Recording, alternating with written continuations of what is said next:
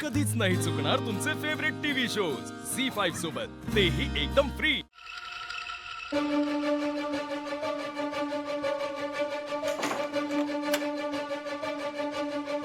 आता मी जे काही सांगेन ते शांतपणे ऐकायचं। काय झालंय तुला? का वागतेस अशी? ही ती फाल्गुनी नाही जिला मी ओळखायचं।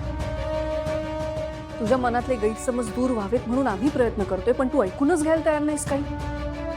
आणि आता तर तू नेत्राचा राग इशारीमावर काढायला लागलीस। काय त्रास दिला ग त्या दोघींनी तुला? का वागतेस अशी? का त्या नेत्राचा राग करतेस एवढा? पण ती वागतेच अशी ना आत्या सासूमा।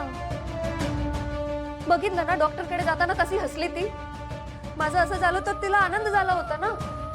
मग आता माझी चांगली न्यूज आली तर तिला दुःखच झालं असेल। गैरसमज आहे तुझा। कसला गैरसमज? हेच तर तुला कळत नाहीये। नेत्राला का आनंद झाला माहितीये तुला? माझं वाईट झालं म्हणूनच हसली ना ती। मला सांग, तू अचानक बरी कशी झालीस? माहितीये? ईशामुळे।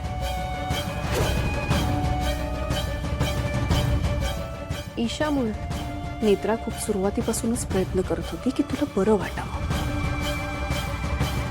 पण आज एक अशी गोष्ट घडली ज्यामुळे तू बरी झालीस। जशा आमच्याकडे देवी आईच्या दिव्य शक्ती आहेत, तशीच ईशाकडे सुद्धा देवी आईची दिव्य शक्ती आहे। तिला स्पर्शाने एखाद्याचा आजार बरा करता येतो। मला सांग, तू पडलीस तेव्हा घरात कोण कोण होतं? नीट आठव। तू जेव्हा पडलीस तेव्हा घरात फक्त केतकी, नेत्रा, ईशा आणि रीमा होत्या, बरोबर?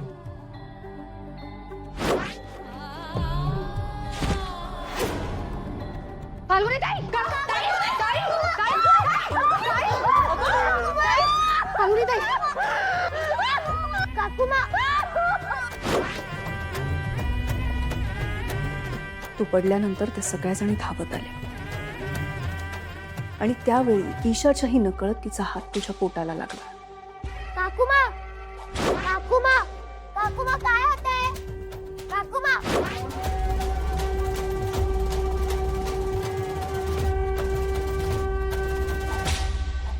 तू फक्त ईशाकडे असलेल्या दिव्य शक्तीमुळे बरी झालीस फाल्गुनी। फाल्गुनीला एकटीला का घेऊन गेल्या त्या? काकू, आपण जरा थांबूया का प्लीज? तन्मय, तू जरा शांतच राहा, काहीच बोलू नकोस प्लीज।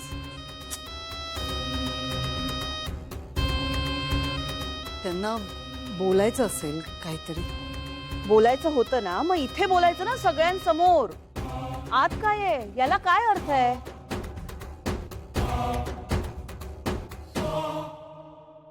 आणि तेजस, तू काय बघत उभा आहेस? विचारायचंच ना त्यांना।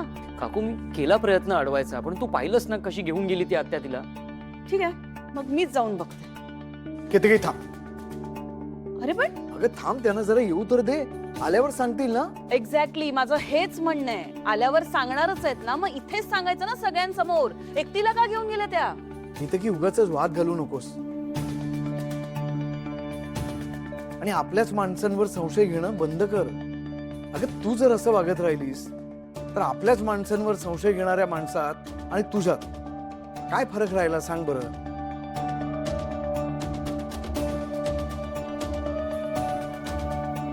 हा अवगुण निदान तुझ्यात तरी नको। आई काय झालं? काही नाही बाळा। मग काकुमा अशी का वागते? अद्वैत, सांग ना तुझ्या लेकीला फाल्गुनी अशी का वागते ते। काकू प्लीज। मागे जेव्हा तू आजारी होतीस तेव्हा डॉक्टरांनी सांगितलं होतं की तू कधीच आई होऊ शकणार नाहीस। आणि आज जेव्हा तू पडलीस तेव्हा डॉक्टर म्हणाले की ताबडतोब ऑपरेशन करावं लागेल।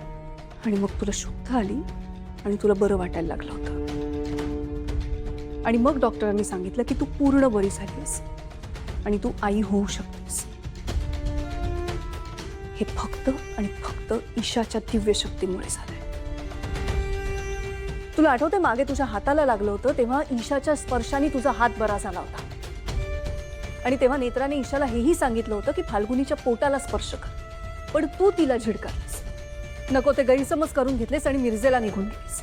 आता तरी तुला कळतंय का की तुला बरं वाटल्यावर नेत्राला आनंद का झाला होता? ईशाकडे फक्त संकेत येण्याची दिव्य शक्ती नाहीये, तिच्याकडे भूमितत्व सुद्धा आहे.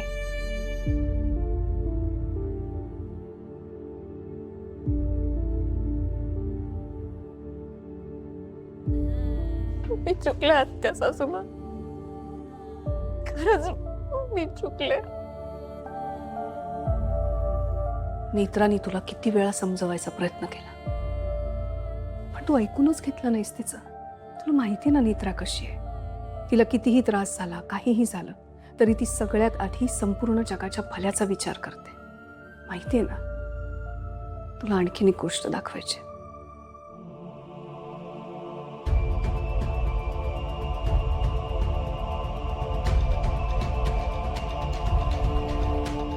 तुला माहितीये ना, या घरात कोणालाच तू नको होतास. अरे तुझं तोंडही बघण्याची इच्छा नव्हती कोणाची. तुला एवढा त्रास देणार आहे, इतकं टॉर्चर करणार आहे, या सगळ्याला कंटाळून शेवटी तू आत्महत्या केली पाहिजेस. एवढा त्रास देणार आहे मी तुला. तू असं का करतोस? या घराला सुख हा शब्द विसरायला लावणार आहे मी. आधी तुझ्या लाडक्या सुनेला, त्या नेत्राला आणि मैथिलीला संपवणार, आणि त्यानंतर मग तुझी मुलं अद्वैत, तेजस आणि तन्मय, त्यांना उद्ध्वस्त करणार. नाही भिकेला लावलं ना तुम्हाला सगळ्यांना, तर केदार राजाध्यक्ष नाव लावणार नाही, मी सांगून ठेवतोय. काकाजी, नेत्राला सुरुवातीपासूनच माहित होतं की केदार दादा कसा आहे. ती ते प्रत्येक वेळी सांगायचाही प्रयत्न करत होती, पण आपण दरवेळी तिला चूक ठरवलं.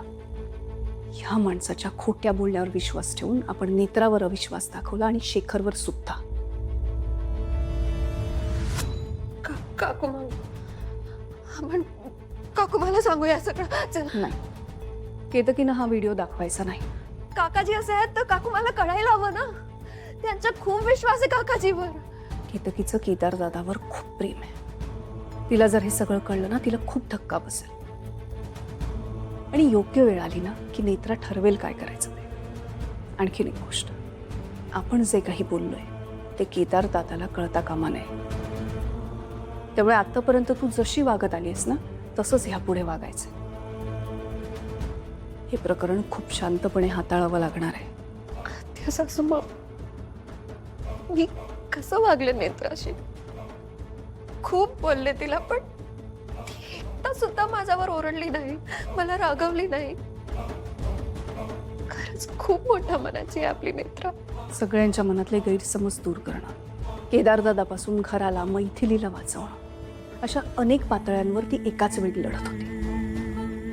माझं फक्त एवढंच म्हणणं आहे की मनात असलेला नेत्राबद्दलचा राग काढून टाक. तू तिच्याशी बोलत नव्हतीस तरी सुद्धा नेत्रा सतत तुझी चौकशी करायची. तुझ्या खाण्यापिण्यावर तिचं बारीक लक्ष होतं. विश्वास ठेव माझ्यावर. नेत्रा एवढी तुझी काळजी कुणीच घेतली नाही. आपण नेत्राला साथ द्यायला हवी. केदार दादा घरात राहून जे काही करतोय ना, ते खूप धोकादायक आहे. आणि त्यासाठी आपण सगळ्यांनी कुटुंब म्हणून एकत्र राहणं खूप गरजेचं आहे.